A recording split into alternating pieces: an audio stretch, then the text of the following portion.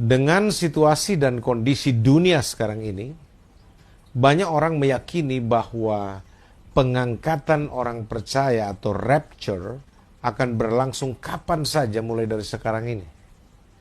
Segala sesuatu yang menghalangi rapture itu telah dihapus. Injil keselamatan telah diberitakan ke seluas dunia. Hampir semua nubuatan kitab suci Alkitab telah terpenuhi. Malaikat yang secara fisik terlihat dan ditangkap di kamera at Danson Man juga memberikan tanda. Jadi ini ada kamera Danson Man, itu sempat merekam beberapa kegiatan malaikat yang begitu nyata. Dan ini disinyalir sebagai tanda menjelang kedatangan Tuhan yang kedua kalinya. Iblis bekerja sangat keras untuk mencekoki orang-orang Kristen dengan hal-hal duniawi, sehingga ketika hari yang dahsyat itu tiba, Antikristus akan menangkap mereka tanpa disadari. Harap bersiap. Tidak ada waktu lagi bermain-main. Gunakan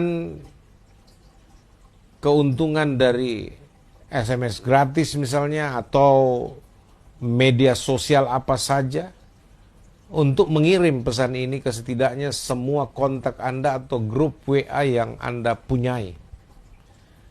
Ini juga sekaligus merupakan sarana penginjilan kreatif. Ketahuilah, banyak jiwa sedang sekarat. Mereka berjalan dengan keputusasaan menuju kebinasaan. Marilah berdoa dengan segenap hati, sebab penggunaan tanda 666 secara meluas sebagai pendahuluan persiapan kehadiran si binatang seperti yang telah dinubuatkan di dalam kitab Wahyu pasal 13, akhirnya mulai terpenuhi juga secara progresif dan sangat intens, seperti yang ditulis oleh Jonathan Anobil. Senat Amerika Serikat telah mengesahkan RUU, Rancangan Undang-Undang Kesehatan Obama, menjadi undang-undang. Implementasinya akan segera dimulai. RUU ini mengharuskan semua orang Amerika untuk diimplantasi dengan microchip, radio frequency identification, RFID, untuk mengakses perawatan medis. Sekali lagi, Senat Amerika Serikat telah mengesahkan RUU Kesehatan Obama menjadi undang-undang. Implementasinya akan segera dimulai.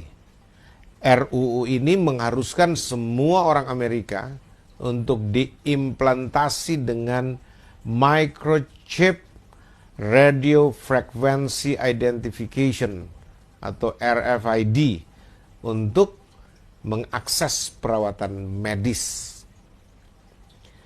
Perangkat akan ditanamkan di dahi atau di lengan. Hal ini secara tidak kebetulan telah memenuhi nubuatan dalam kitab Wahyu pasal 13 ayat 15 sampai 18 tentang tanda binatang atau the beast sign. Apakah Anda masih meragukan waktu dan hari? Apakah Anda tahu bahwa mobil khusus yang dibuat untuk Presiden Barack Obama diberi nama The Beast? Siap-siaplah. Pengangkatan sudah dekat. Wahyu 13 sedang dimainkan tepat di depan mata kita. Banyak yang masih tidak sadar mengapa chip itu ditanam tepat di tempat yang dikatakan Alkitab. Mengapa di tangan dan di dahi? Kenapa tidak di tempat lain di bagian tubuh kita? Mengapa terhubung ke rekening bank Anda? Ingat, Alkitab mengatakan Anda tidak akan dapat membeli atau menjual tanpa tanda 666. Dan coba tebak, untuk apa chip terhubung dengan detail ke account keuangan Anda? Bisakah Anda jelaskan semua hal yang sepertinya kebetulan itu? Apa yang paling membuat hati saya sangat sedih adalah banyak orang Kristen di gereja-gereja kemungkinan besar tidak akan diangkat ke sorga jika Yesus datang sekarang ini. Kenapa? Karena banyak yang tidak menyadari bahwa akhir dunia ini sudah dekat, sehingga mereka hidup dalam dosa. Stop. Jangan lagi membangun alasan sok pintar bahwa itu kemajuan atau perkembangan teknologi.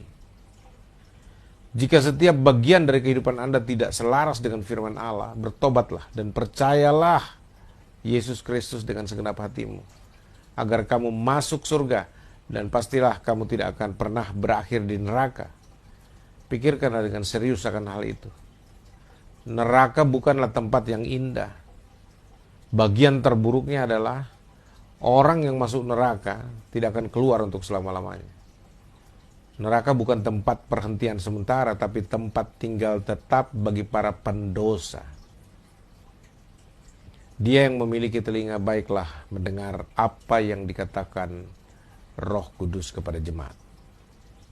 Tolong deh, daripada kamu kirim dan terus saja mengirim pesan-pesan yang tidak masuk akal atau berita-berita hoax, lebih bagus kamu kirim pesan ini ke semua orang yang Anda kenal.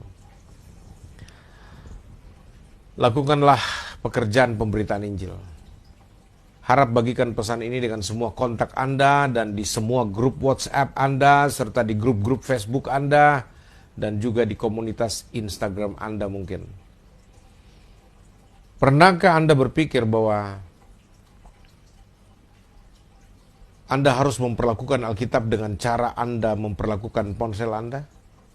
Bahwa Anda benar-benar tidak dapat hidup tanpanya? Saya sadar hanya 7% yang akan mengirim ulang pesan ini. Jangan termasuk dalam 93% yang tidak akan membagikan pesan ini ya. Setan berkata, saya bertanya-tanya bagaimana manusia mengaku mengasihi Tuhan tapi tidak mentaatinya. Dan mengklaim bahwa mereka membenci saya, iblis, namun mereka menuruti saya. Jangan menunda untuk mengirim pesan ini. Bagikan dan kirimkan sekarang.